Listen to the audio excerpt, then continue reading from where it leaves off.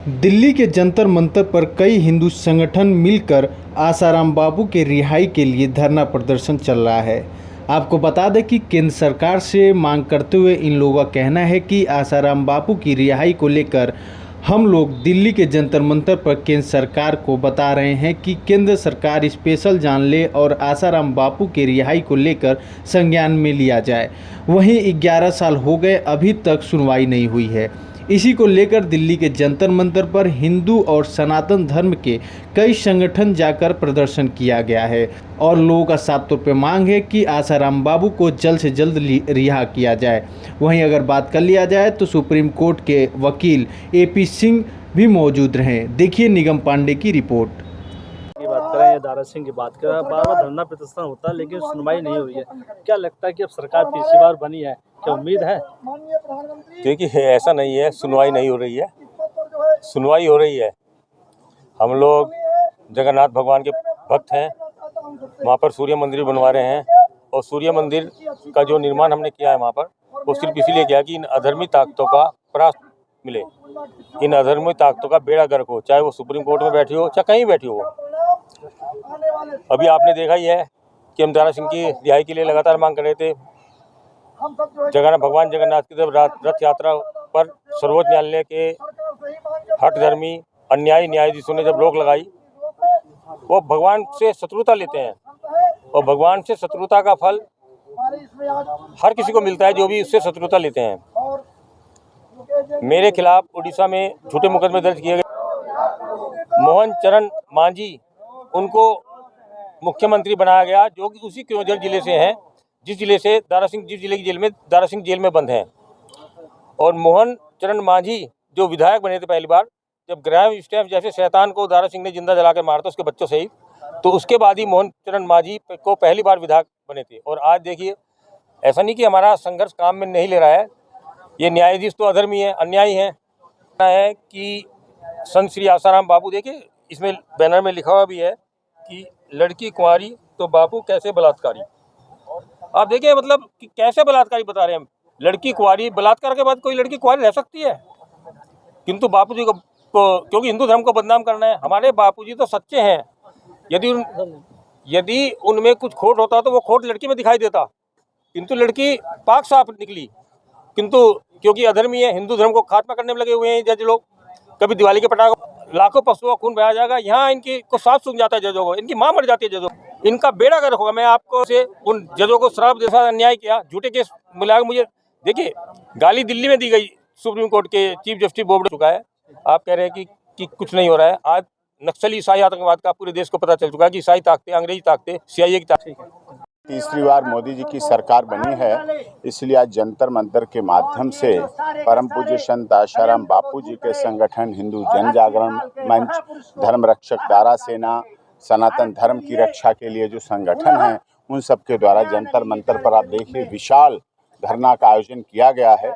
और इसका माध्यम यही है कि हम सरकार के honourable chief justice of India, honourable prime minister of India, honourable president of India और ऑनरेबल गृह मंत्री जी को ज्ञापन दे रहे हैं, जिसके माध्यम से ये पता चले विदेशी षड्यंत्रकारी बहुत हैं। क्योंकि आप देख रहे हैं अभी पिछले दिनों, कल और परसों में भी आपने देखा किस तरह से अंसार बर्नी ट्रस्ट, अंसार बर्नी इंटरनेशनल वेलफेयर ट्रस्ट पाकिस्तान का ट्रस्ट है, जिसने सरबजीत को छोड़ने के लिए 25 करोड़ भारत के लोगों से मांगे, दलवीर कौर से मांगे, दलवीर कौर सरबजीत की बहन से मांगे 25 करोड़ रुपए। जब वो 25 करोड़ नहीं दे पाई तो उसे मार दिया गया और डेड बॉडी देने के लिए भी 2 करोड़ रुपए मांग लिए कि 2 करोड़ तो दे ही दो कम से कम। तो ऐसे ट्रस्ट भारत में बहुत सक्रिय हैं और वही बच्चों, सीमा सचिन बच्चों के लिए वही अंसार बर्नी ट्रस्ट यहाँ लगा रहा है याचिकाएं, वही लगा रहे हैं इस तरह से याचिकाएं। अंसार बर्नी ट्रस्ट ही इस तरह से कार्य कर रहा है। तो ऐसे ही ट्रस्ट, ऐसे ही संस्थान भारत में क्रिश्चियन, ईसाई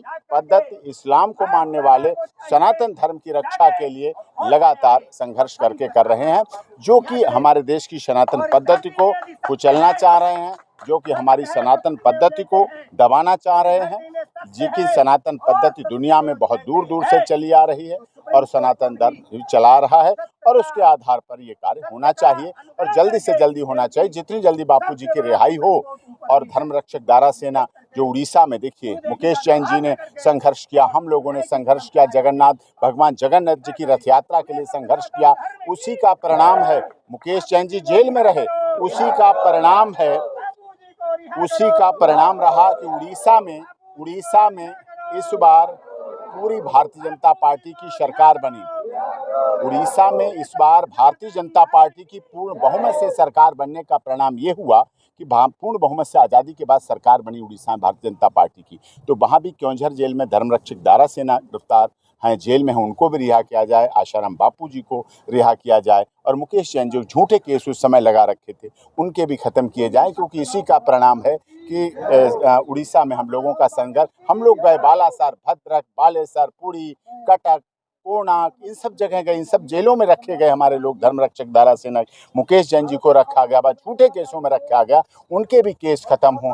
अब हम आशा करते हैं उड़ीसा सरकार से भी, अब हम आशा कर सकते हैं भारत सरकार से भी कि वो जल्दी से जल्दी इस मामले में कार्य करके कार्रवाई करें। ये बापू जी की रिहाई के लिए संत आसाराम जी बापू को रिहा करो, न्याय दो, इसके लिए स्वामी बालयोगी जी की अध्यक्षता में कार्यक्रम रखा गया है।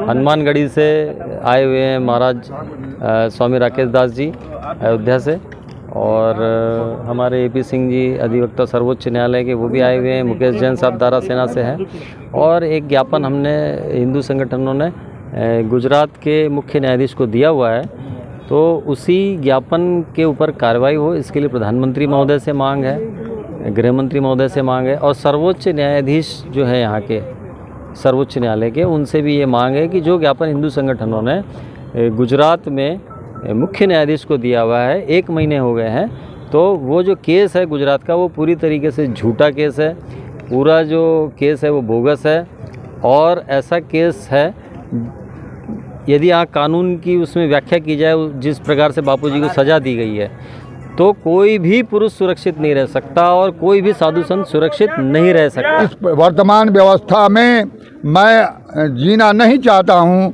सरकार से मेरा अनुरोध है कि वह मेरे आत्मदाह की व्यवस्था करे, मैं आत्मदाह कर सकूं, क्योंकि जहाँ न्याय नहीं है, संतों का सम्मान नहीं, उस देश में क्यों जीना है, वहाँ क्यों रहना है। इसलिए मैं मरना चाहता हूँ, आत्मदाह करना चाहता हूँ।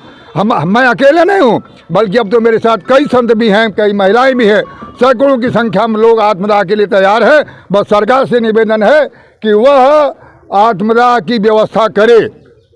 और जहाँ तक हम बाबूजी की बात है, वह निर्दोष है, इसके पीछे केवल ईसाई मर्सनियों की चाल है। परम पूज्य संत आशाराम बापू जी के संगठन जब से जो है माणिक जी देशमुख के द्वारा जो बापू जी को रिहा करने की मांग हमेशा जो है करते रहे हैं, लेकिन अभी आपके सामने जो है एक बात आई कि जो ये टीम है, यानी जो माणिक जी जो कर रहे हैं, उसमें जो है हमारे द्वारा, हम ये तो कहते हैं कि बापूजी को रिहा करो, न्याय दो, लेकिन हमारे द्वारा जो है उनको रिहा करने की अभी तक कोई याचिका या कोई जो है वो सुप्रीम कोर्ट या कोर्ट में जो है कुछ ऐसा हमने अभी आज तक किया नहीं।